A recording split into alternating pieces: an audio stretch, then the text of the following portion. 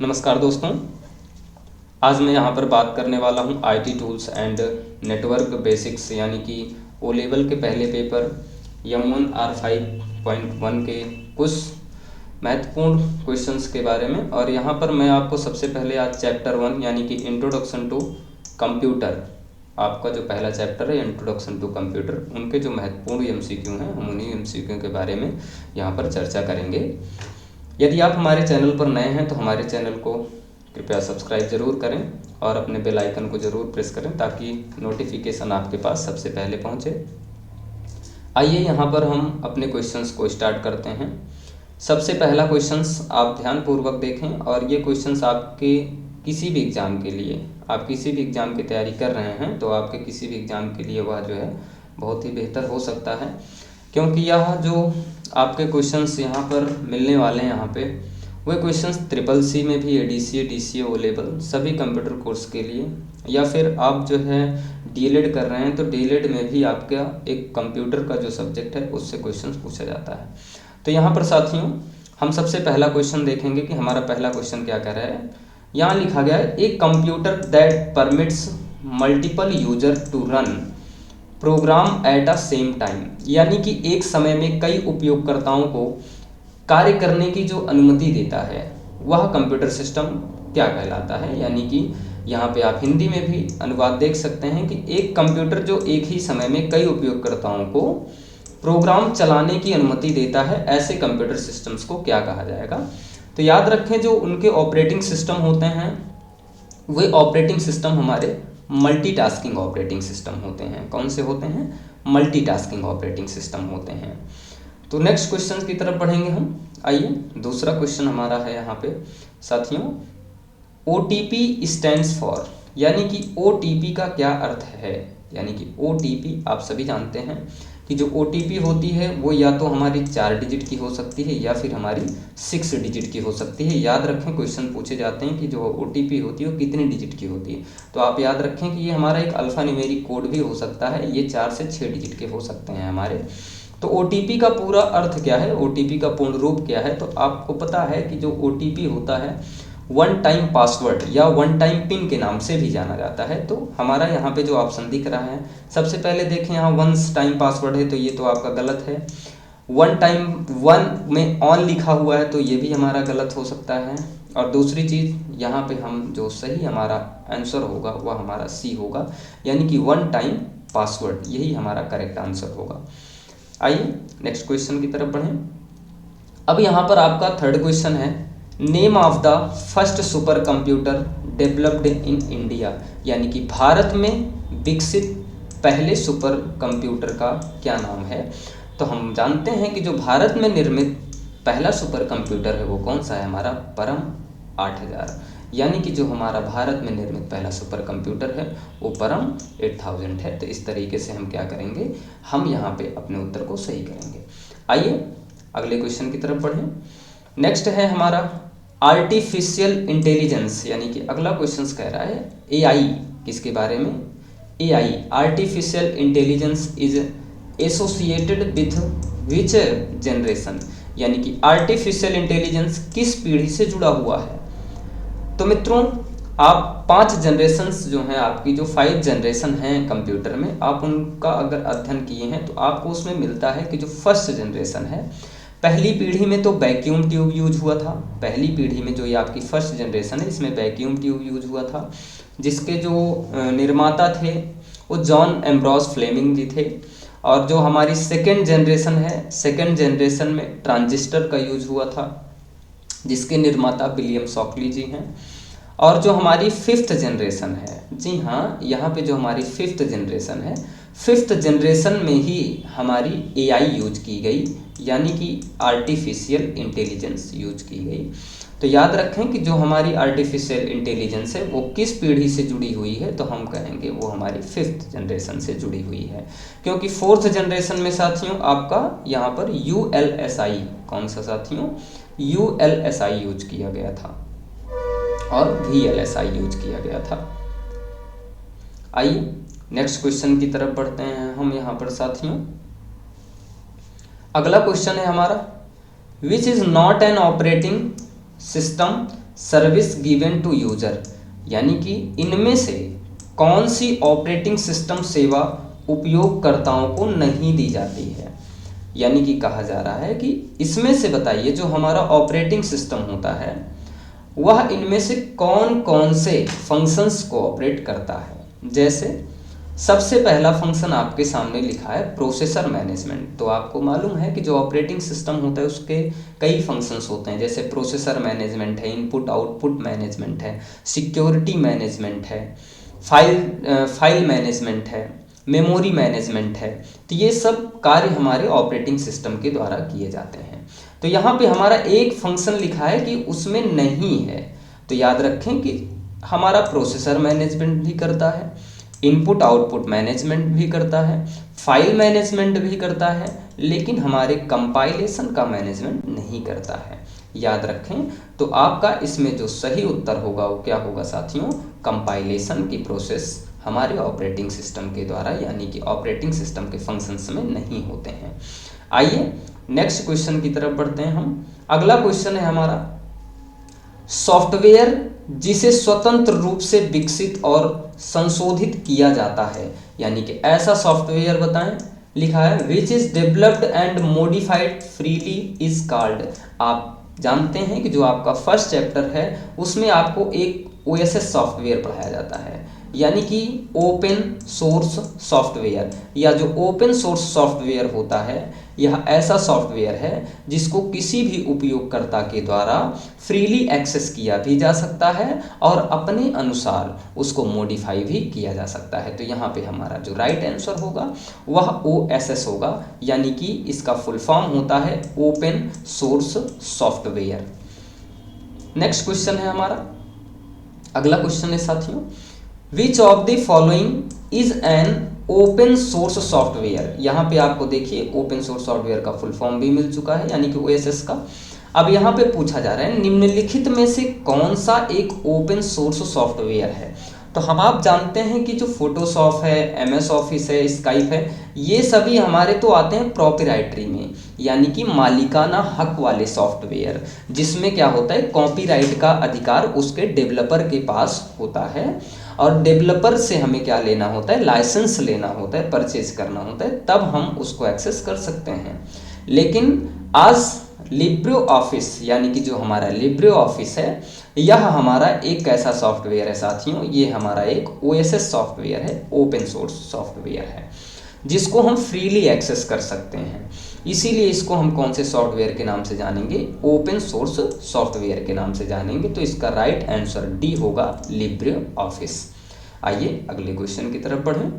Next question है, network interface card is an device, यानी कि नेटवर्क इंटरफेस कार्ड, इसका जो शॉर्ट नेम होता है साथियों याद रखें आप, एनआईसी होता है। क्या होता है, एनआईसी। ये एक प्रकार की नेटवर्किंग डिवाइस है, याद रखें। नेटवर्क इंटरफेस कार्ड ये किस प्रकार की डिवाइस में आता है, किस प्रकार के उपकरणों में आता है। तो हम जानते हैं कि जो नेटवर्क इंटरफेस कार्ड होता है साथियों वह हमारे इनपुट और आउटपुट डिवाइसों में आता है, क्योंकि जो हमारा नेटवर्क इंटरफेस कार्ड है यह हमारा एक हार्डवेयर घटक है, यानी कि हार्डवेयर कंपोनेंट है, जिसका उपयोग हम कंप्यूटर को नेटवर्क से जोड़ने के लिए करते हैं। तो याद रखें कि जो एनआईसी कार्ड होता है वो हमारा एक इनपुट आउटपुट डिवाइस है। चलें अगले क्वेश्चन की तरफ हम। अगला क्वेश्चन है, banks use the machine to process large number of cheques, यानी कि जो बैंक बड़ी संख्या में चेक को संसाधित करने के लिए यानी कि प्रोसेस करने के लिए एक मशीन का उपयोग करते हैं, तो वो मशीन कौन सी है हमारी। तो हमें मालूम है, क्योंकि इनपुट डिवाइस में ही आपको यह पढ़ाया जाता है कि जो हमारा इनपुट डिवाइस में MICR है, मैग्नेटिक इंक कैरेक्टर रीडर या मैग्नेटिक इंक कैरेक्टर रिकॉग्नाइजन, यह ऐसी डिवाइस है जो कहाँ पे यूज की जाती है, हमारे बैंकों के द्वारा हमारे चेक्स को रीड करने के लिए की जाती है। आइए यहाँ पे और कुछ डिवाइसें लिखी हैं, OMR, OCR, BCR, इनके फुल फॉर्म के बारे में हम जान लेते हैं। OMR का जो पूर्ण रूप होता है साथियों OMR का क्या होता है, ऑप्टिकल, नोट कर लें आप, optical mark reader, optical mark reader होता है इसका फुल फॉर्म। OCR का जो फुल फॉर्म होता है optical character reader, optical character reader. और उसके बाद जो BCR का फुल फॉर्म होता है बार कोड रीडर होता है। क्या होता है साथियों, बार कोड रीडर होता है। तो ये हमारे इनपुट डिवाइस के कुछ फुल फॉर्म है, और ये सभी एक जानते हैं किस डिवाइस में आते हैं, ये सभी हमारी एक कौन सी डिवाइस में आएगा साथियों, ये सभी हमारी एक इनपुट डिवाइस में आएंगे। कौन सी डिवाइस में आएंगे, इनपुट डिवाइस में आएंगे। आइए नेक्स्ट क्वेश्चन की तरफ बढ़े हम यहाँ पे। अगला क्वेश्चन है बहुत ही बेहतरीन question, what can be done by inserting cross reference in LibreOffice Writer. जी हाँ, अब यहाँ पे क्वेश्चंस पूछा गया है लिब्रे ऑफिस राइटर में यदि हम क्रॉस रेफरेंस को क्या करते हैं, इंसर्ट करते हैं, तो क्रॉस रेफरेंस इंसर्ट करने से हम क्या क्या कर सकते हैं, यानी कि यहाँ पे कौन कौन से फंक्शंस जो है हमारे क्रॉस रेफरेंस के द्वारा किए जाते हैं। तो आइए हम क्रॉस रेफरेंस को जानते हैं। यहाँ पे पहला ऑप्शन लिखा है jump to specific text passage. जी हाँ, यदि हम क्रॉस रेफरेंस को अपने डॉक्यूमेंट से ऐड करते हैं तो हम किसी विशिष्ट स्थान पर, अपने पैसेज में किसी विशिष्ट स्थान पर डायरेक्टली हम वहां पर पहुंच सकते हैं। तो जी हाँ, तो पहला भी ऑप्शन हमारा सही है। अगला क्वेश्चन, यानी कि अगला हमारा जो ऑप्शन है क्वेश्चन का, insert reference as field in the single documents, यानी कि कहा गया है कि एक ही दस्तावेज में हम सभी को एक फील्ड के रूप में इंसर्ट कर सकते हैं। हाँ जी, यहाँ पे हम क्रॉस रेफरेंस का उपयोग करके हम अपने एक सिंगल डॉक्यूमेंट में कई फील्ड्स को एक स्थान पे इंसर्ट कर सकते हैं। तो दूसरा ऑप्शन भी सही है। आइए तीसरा ऑप्शन देखते हैं हम।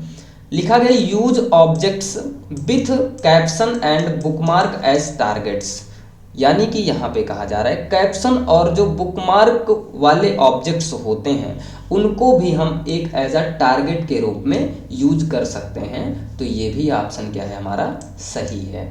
यानी कि यहाँ पे हमारे तीनों ऑप्शन सही हैं। तो यहाँ पे जो हमारा करेक्ट आंसर होगा वह हमारा डी होगा, यानी all of the above are possible. हम क्रॉस रेफरेंस के माध्यम से इन सभी कार्यों को कर सकते हैं। आइए दोस्तों नेक्स्ट क्वेश्चन की तरफ बढ़ते हैं हम।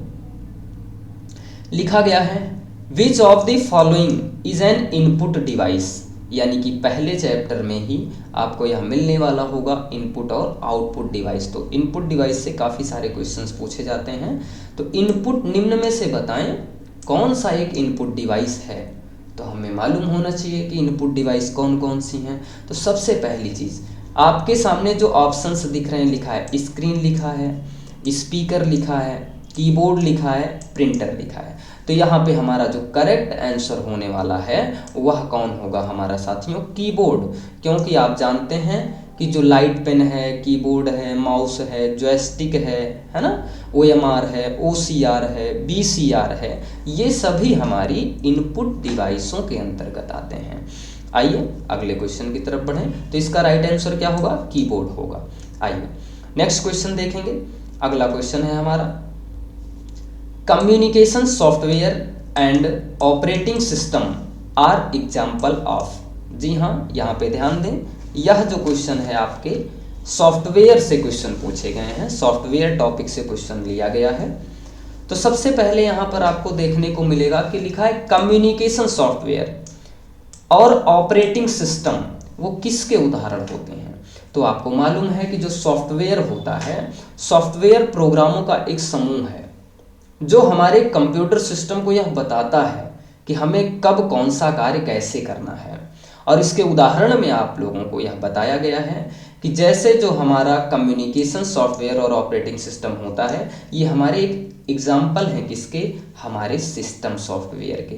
किसके उदाहरण हैं, सिस्टम सॉफ्टवेयर के उदाहरण हैं। तो यहाँ पे आपका जो सही आंसर होगा वह सिस्टम सॉफ्टवेयर होगा। अगला क्वेश्चन आपके सामने है, देखें कि feature of Linux operating system, यानी कि लिनक्स ऑपरेटिंग सिस्टम की क्या सुविधाएं हैं और इसकी क्या विशेषताएं हैं। आइए यहाँ पे हम ऑप्शंस देखते हैं। यहाँ पे हमारे बहुत सारे जो चारों ऑप्शन दिए हैं ना, सबसे पहले मुझे ऑपरेटिंग सिस्टम के बारे में मालूम होना चाहिए। ऑपरेटिंग सिस्टम क्या है, तभी हम इनका जो है यहाँ पे ऑप्शन सही कर पाएंगे। तो आइए हम इसके बारे में चर्चा कर देते हैं। जो लिनक्स ऑपरेटिंग सिस्टम होता है, एक ऐसा ऑपरेटिंग सिस्टम है जो यूनिक्स ऑपरेटिंग सिस्टम पर आधारित है, और यह जो है मल्टी यूजर होता है, मल्टीटास्किंग होता है, और ये सिक्योर भी होता है अन्य ऑपरेटिंग सिस्टम की तुलना में। तो यहाँ पे हमारा जो ऑप्शन होने वाला है, हम ऑप्शन रीड करते हैं, देखते हैं। लिखा है it is a multi user. तो जी हाँ, मैंने अभी बताया आपको कि यह एक मल्टी यूजर ऑपरेटिंग सिस्टम होता है जो एक समय में कई उपयोगकर्ताओं को कार्य करने की अनुमति देता है। अगला लिखा है it is a highly secure operating system, यानी कि यह हमारे अन्य ऑपरेटिंग सिस्टम की तुलना में यह काफ़ी सुरक्षित ऑपरेटिंग सिस्टम भी होता है। नेक्स्ट हमारा लिखा है option it is multitasking operating system. जी हाँ, मल्टी यूजर भी होता है और उसके साथ साथ मल्टीटास्किंग ऑपरेटिंग सिस्टम भी होता है। तो हमारे तीनों ऑप्शन क्या हैं, सही हैं। तो यहाँ पे हमारा जो राइट आंसर होगा वह होगा ऑल ऑफ दी एबव। यह ऑप्शन हमारा सही हो जाएगा। आइए अगले क्वेश्चन की तरफ बढ़ेंगे हम साथियों। यहाँ पे लिखा है which memory is also known as volatile memory, यानी कि इसमें बताएं हमारी ऐसी कौन सी मेमोरी है जो वोलेटाइल है। अब आपको एक अर्थ समझना होगा, ये वोलेटाइल का मतलब क्या है ना। मेमोरी तो कई होती हैं हमारी, मेमोरी के दो प्रकार होते हैं, एक प्राइमरी मेमोरी होती है और एक सेकेंडरी मेमोरी होती है ना। और तो जो मेमोरी के प्रकार हैं उनमें आप लोगों को प्राइमरी मेमोरी में आपको यह बताया गया कि जो प्राइमरी मेमोरी होती है वो वोलेटाइल होती है, यानी कि अस्थायी। क्या होती है, अस्थायी। तो यहाँ पे अस्थायी जो मेमोरी लिखी जाती है हमारी कौन सी होती है, रैम होती है। क्या होती है, रैम। तो रैम का फुल फॉर्म क्या होता है साथियों, उसको आप कमेंट बॉक्स में जरूर कमेंट करके बताएंगे हमें। रैम का फुल फॉर्म आप जरूर कमेंट करके बताएं। अगला यहाँ पे नेक्स्ट लिखा गया है आपके लिए रोम। तो इन दोनों में से ही तो हमें वोलेटाइल चूज करना है। तो याद रखें हमारा जो करेक्ट आंसर होने वाला है वो रैम होगा, रैम। और अगर आपको रोम का भी फुल फॉर्म पता है तो रोम का भी फुल फॉर्म आप कमेंट बॉक्स में जरूर बताएं हमें।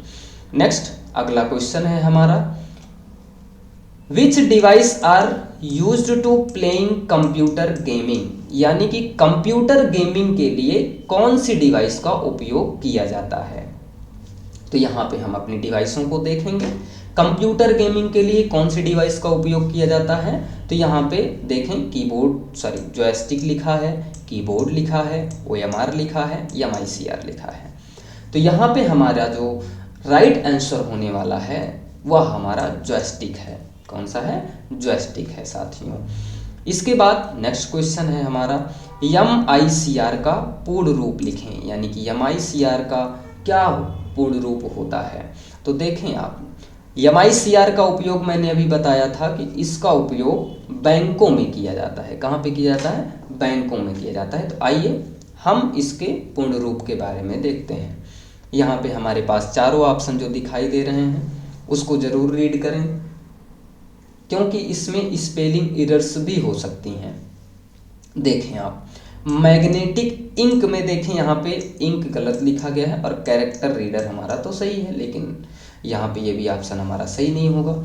मैग्नेटिक इंक कैरेक्टर रीडर है। अगला मैग्नेटो इनपुट कैरेक्टर रिकॉग्नाइजन, ये भी गलत है। मैग्नेटिक इंक कैरेक्टर रिकॉग्नाइजन, यानी कि यहाँ पे स्पेलिंग एरर्स भी देखने को मिलेगी। तो यहाँ पे जो हमारा सही आंसर होगा साथियों वह हमारा बी होगा, यानी कि मैग्नेटिक इंक कैरेक्टर रीडर होता है। नेक्स्ट क्वेश्चन है हमारा यहाँ पे आपके सामने, इसको आप जरूर बताएंगे। ग्रामेटिकल एरर्स, यानी कि जो हमारी ग्रामेटिकल एरर्स होती हैं, ध्यान दें जब आप अपने MS वर्ड या राइटर में डॉक्यूमेंट बनाते हैं तो दो प्रकार की एरर आपको दिखाई देती है। एक एरर होती है साथियों आपकी स्पेलिंग एरर और दूसरी होती है ग्रामेटिकल एरर। तो जो लिखा है grammatical errors are indicated with a wavy लाइनें, यानी कि यहाँ पे क्वेश्चन पूछ रहा है कि जो ग्रामेटिकल मिस्टेक होती हैं, ग्रामेटिकल एरर होती हैं, वो कौन सी लहरदार रेखाओं के द्वारा इंगित की जाती हैं, यानी कि संकेत दिया जाता है। तो ध्यान दें साथियों, यहाँ पे मैं एक क्वेश्चन और आपको उसके साथ बताऊंगा कि जो ग्रामेटिकल मिस्टेक होती है ना, यानी कि हमारी जो ग्रामेटिकल मिस्टेक होगी वह तो प्रदर्शित होती है ग्रीन लाइन से। कौन से लाइनों से? ग्रीन लाइनों से। याद रखें आप, इसका आंसर सी सही होगा। लेकिन एक क्वेश्चन मैं और बताने वाला हूँ कि जो हमारी स्पेलिंग एरर्स होती हैं, यानी कि जब हम कुछ लिख रहे हैं और हमारी स्पेलिंग में कुछ गलतियाँ हैं, तो हमारी कौन सी लाइन हमारी प्रदर्शित करती है? वह हमारी रेड लाइन प्रदर्शित करती है। आइए अगले क्वेश्चन की तरफ बढ़े हम। नेक्स्ट क्वेश्चन साथियों आपके मेमोरी यूनिट से है। मेमोरी यूनिट, यदि आपको मालूम हो कि मेमोरी यूनिट की सबसे छोटी यूनिट कौन सी होती है, तो आप कमेंट बॉक्स में ज़रूर बताएंगे हमें कि मेमोरी यूनिट की सबसे छोटी इकाई कौन सी है। आइए यहाँ पे हम देखते हैं। 1 किलोबाइट इज इक्वल टू, यानी कि 1 किलोबाइट किसके बराबर होता है? तो मालूम होना चाहिए कि 1 केबी में कितने बाइट होते हैं। तो हमारा जो यहाँ पे सही आंसर होने वाला है साथियों, वह होने वाला है 1024 बाइट। यानी कि कितने बाइट होते हैं? 1024 बाइट होते हैं। आइए अगले क्वेश्चन की तरफ बढ़ते हैं।